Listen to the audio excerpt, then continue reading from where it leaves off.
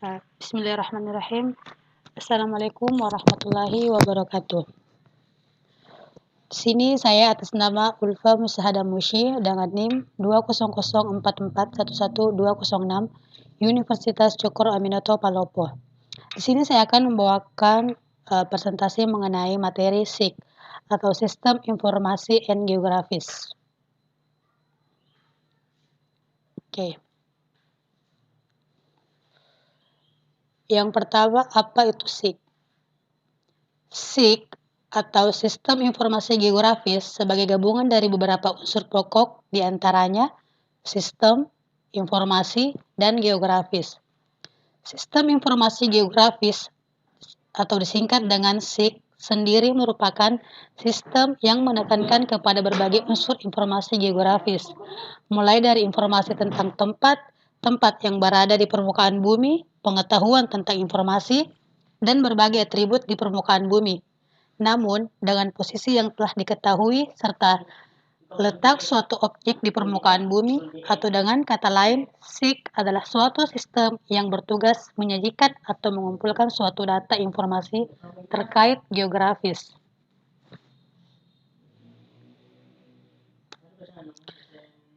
Sejarah SIG. Pertengahan 1960, pertama kali SIG dikembangkan dengan nama Canada Geographic Information System.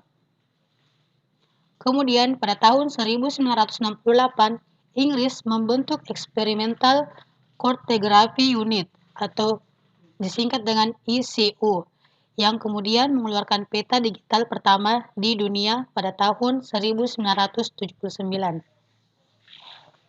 Kemudian pada tahun 1970, DIMA atau Dual Independent Maps Encoding oleh Amerika Serikat. Akhir 1970, UDC GIS di Harvard University. Kemudian tahun 1950-an, perkembangan SIG juga memicu penginderaan jauh. Tahun 1960 sampai 1970 adalah citra satelit Landsat. Awal tahun 1980, Modern Geographic Information System berupa ArcInfo sebagai software pertama SIG yang dikomersialkan.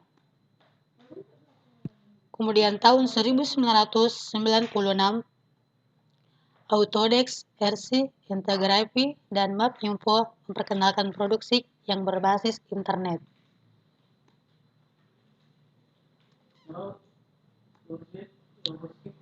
Lanjut, SIG menurut para ahli.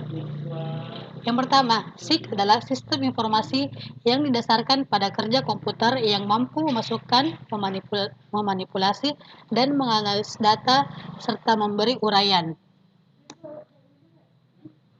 SIG merupakan sistem komputerasi data yang sangat penting. Yang ketiga, SIG adalah sistem komputer yang digunakan untuk memasukkan, menyimpan, memeriksa, mengintegrasikan, memanipulasi, menganalisis, dan menampilkan data-data yang berhubungan dengan posisi-posisi di permukaan bumi.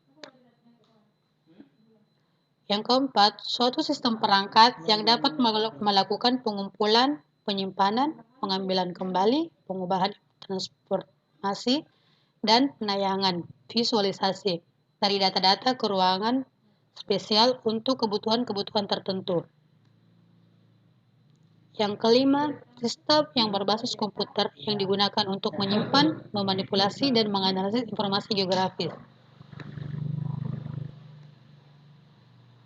Lanjut, kedudukan SIG dengan disiplin ilmu diantaranya adalah SIG merupakan integrasi dari berbagai disiplin ilmu yang terdiri dari geografis, kartografi, penginderaan jauh, ilmu ukuran tanah, geodasi, fisika, statistik, matematika, teknik sipil, perencanaan kota, dan informatika.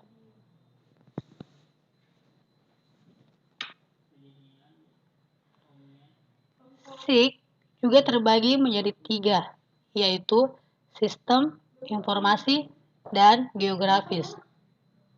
Oke, yang pertama sistem. Sistem adalah sekumpulan objek atau ide yang berhubungan untuk mencapai tujuan bersama. Sedangkan informasi adalah semua data dan fakta yang dikelola menjadi suatu yang bermanfaat bagi penerimanya. Lanjut, geografi. Geografi adalah ilmu yang mempelajari segala aktivitas manusia dan alam, serta interaksi di antara keduanya melalui perspektif ruang hingga terbentuk pola ruang tertentu. Prinsip dasar geografi. Prinsip suatu ilmu digunakan sebagai dasar untuk menjelaskan fenomena yang terjadi dengan memahami karakteristik yang memiliki dan keterkaitan fenomena tersebut dengan permasalahan lain. Adapun prinsip yang dipegang dalam geografi sebagai berikut. Yang pertama, distribusi adalah persebaran fenomena geografis. Terus, interrelasi adalah pola hubungan atau keterkaitan antara fenomena yang terjadi di permukaan bumi. Kemudian, deskripsi. Deskripsi adalah penjelasan fenomena yang ada di bumi. Kemudian, horologi adalah kondisi suatu wilayah, perpaduan distribusi, interrelasi, dan deskripsi. Lanjut, sumber data SIG. Yang pertama, penginderaan jauh. Penginderaan jauh adalah data yang diperoleh melalui citra penginderaan jauh berupa foto udara maupun dari citra radar dan citra satelit. Yang kedua, data terestris. Data yang diperoleh secara langsung dari lapangan. Misalnya, data jumlah penduduk, jenis tanaman, kemiringan lereng, dan lain-lain. Peta tematik sekunder. Data yang berasal dari peta yang sudah ada seperti pada geologi, peta tanah, peta hidrologi, dan lain-lain. Komponen SIG. Yang pertama, methods. Kemudian people atau seseorang. Kemudian data, software, dan hardware. Oke, hardware di sini yang ada pada komputer seperti motherboard, mouse, keyboard. Dan software sendiri, software pada SIG itu seperti Google Maps yang sekarang sering kita gunakan. Terus, people atau pengguna. Sebuah SIG tidak dapat berproses tanpa adanya pengguna. Dan data. Data yang dimasukkan harus secara real atau nyata yang telah apa sih namanya? Yang sebelumnya telah dijalankan gitu. Tahap kerja SIG. Tahap kerja SIG mencakup 4 hal, yaitu masukan atau input, terus proses, pengolahan, dan keluaran, output. Oke, yang pertama masukan atau input. Secara garis besar, data yang dibedakan menjadi dua, yaitu atribut dan data spesial. Yang pertama, data atribut. Data atribut adalah data yang ada pada keruangan atau lokasi. Atribut menjelaskan suatu informasi. Contoh umumnya seperti pada hutan, sawah, ladang, dan kota. Data atribut dapat berupa kualitatif seperti kekuatan pohon dan kuantitatif, contohnya jumlah pohon. Kemudian data spesial. Data spesial adalah data yang menunjukkan ruangan, lokasi, atau tempat di permukaan bumi. Data spesial disajikan dalam dua bentuk metode, yaitu raster dan vektor. Dalam kerja SIG, mulai dibutuhkan data awal atau database, yaitu data yang telah kita kumpulkan selama survei dimasukkan dalam komputer. Atau peta-peta yang telah ada dilarik secara optis dan dimasukkan ke dalam komputer. Database dapat digunakan untuk pengelolaan lebih lanjut. Input atau data masukan dapat diperoleh dari penelitian lapangan, kantor, pemerintahan, peta, dan data citra penginderaan jauh. Seperti halnya ketika kita ingin membuat kayak karya ilmiah, jurnal, dan makalah.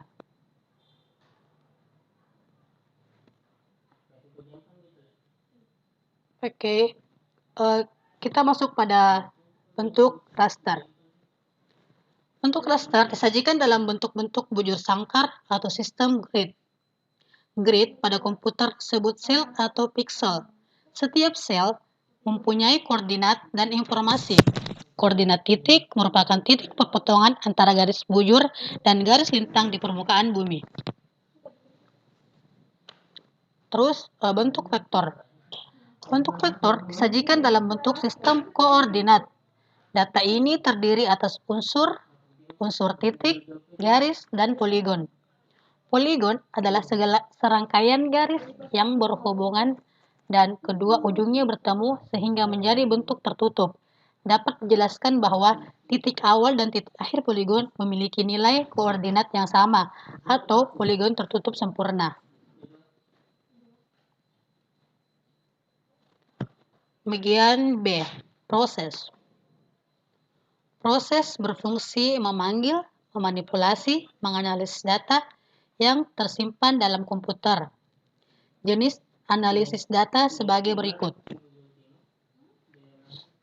Yang pertama, analisis lebar. Analisis yang mengolah data dalam komputer, kemudian menganalisis daerah tepian sungai yang lebar.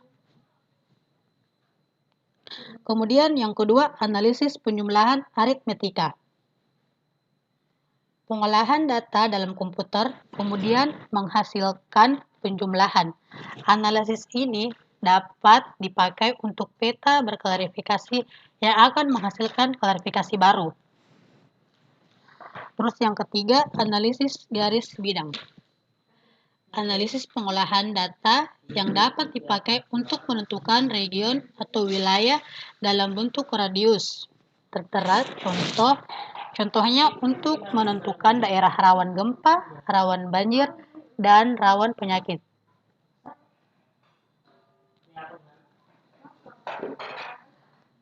Terus bagian C, tahap pengolahan. Setelah kita mengumpulkan data dari berbagai sumber dan data tersebut sudah kita input pada SIG, barulah kita mulai tahapan pengolahan data. Tahapan pengolahan data ini meliputi manipulasi dan analisis data seperti membuat basis data baru, menghapus basis data, mengedit data, mengisi dan menyisipkan data ke dalam tabel.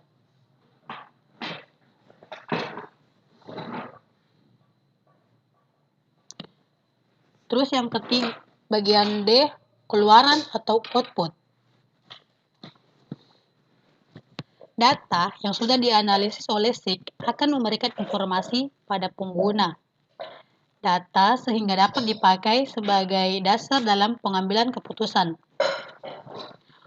Keluaran SIG dapat berupa peta cetakan, hard copy, rekaman, soft copy, dan tayangan display. Dengan SIG, setiap orang dapat membuat peta dan kemudian mengubah atau memodifikasinya dengan cepat kapan saja. Di samping itu, pengguna SIG juga dapat memproses ulang pembuatan peta dengan tingkat ketelitian tinggi kapan saja. Sebagai contoh, dalam pembuatan peta Amerika Serikat berdasarkan berbagai informasi atau tema yang tersedia. Kemudian, analisis data sistem informasi geografis. Analisis SIG dapat dilakukan dengan berbagai cara sesuai kebutuhan pengguna data seperti analisis klarifikasi, overlay, networking, buffering, dan 3 dimensi. Oke, kita masuk pada analisis klasifikasi. Analisis klasifikasi adalah suatu proses mengelompokkan data ke ruangan spasial. Contohnya dalam klasifikasi pola tata guna lahan untuk permukiman, pertanian, perkebunan, atau hutan berdasarkan analisis data. Yang kedua, analisis overlay, di mana analisis overlay adalah proses untuk menganalisis dan mengintegrasikan dua atau lebih data ke ruangan yang berbeda. Contohnya dalam analisis daerah rawan erosisi dengan menggabungkan data ketinggian, jenis tanah, dan kadar air.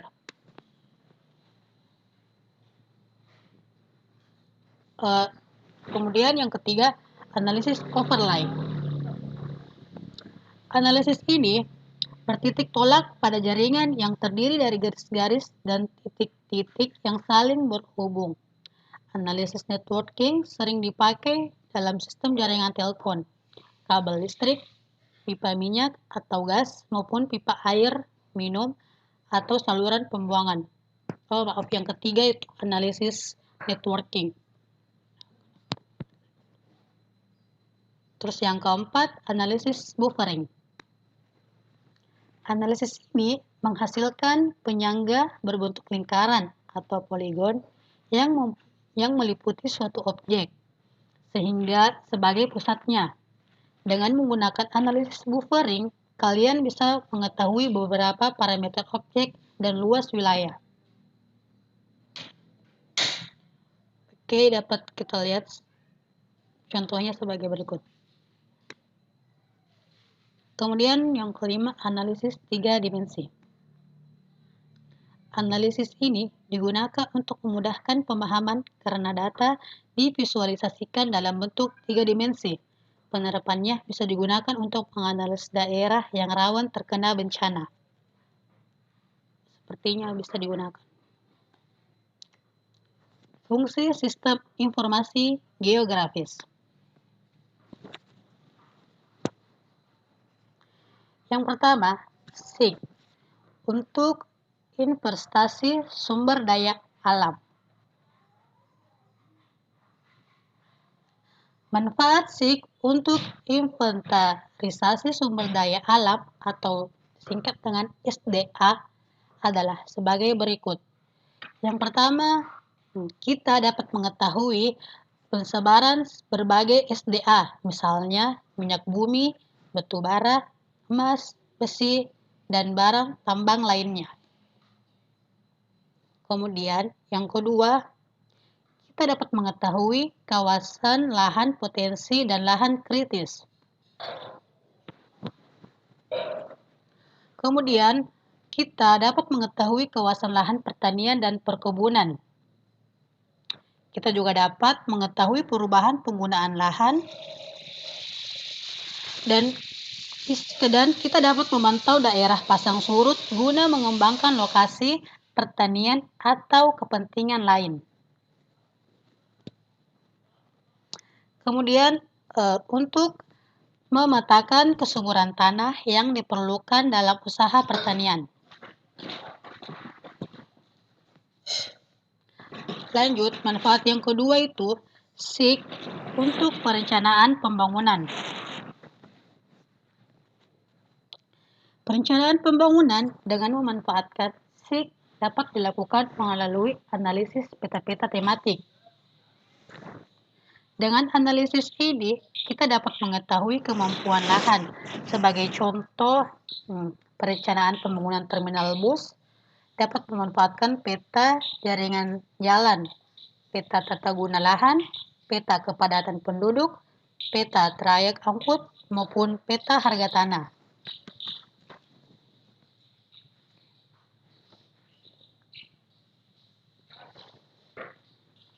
Lanjut, manfaat yang ketiga, SIG untuk perencanaan ruangan.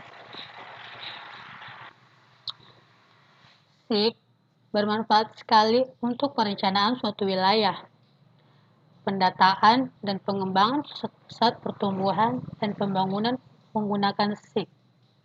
SIG juga digunakan untuk mengetahui persebaran penduduk, persebaran penggunaan lahan, baik untuk pengembangan permukiman penduduk kawasan industri, sekolah, maupun rumah sakit. Seluruhnya juga menggunakan SIG. Yang keempat, SIG untuk perencanaan transportasi. Dalam bidang transportasi, pemetaan SIG digunakan untuk inventarisasi jaringan transport publik, kesesuaian rute alternatif, perencanaan perluasan sistem jaringan jalan, serta analisis kawasan rawan kemacetan dan kecelakaan. Yang kelima, SIG untuk mitigasi bencana. SIG dalam mitigasi bencana dapat digunakan untuk menentukan wilayah yang menjadi prioritas utama penanggulangan bencana. SIG juga digunakan untuk mengidentifikasi sumber bencana, menentukan lokasi sebagai tempat evakuasi, mengidentifikasi luas area yang terkena bencana, dan lain sebagainya.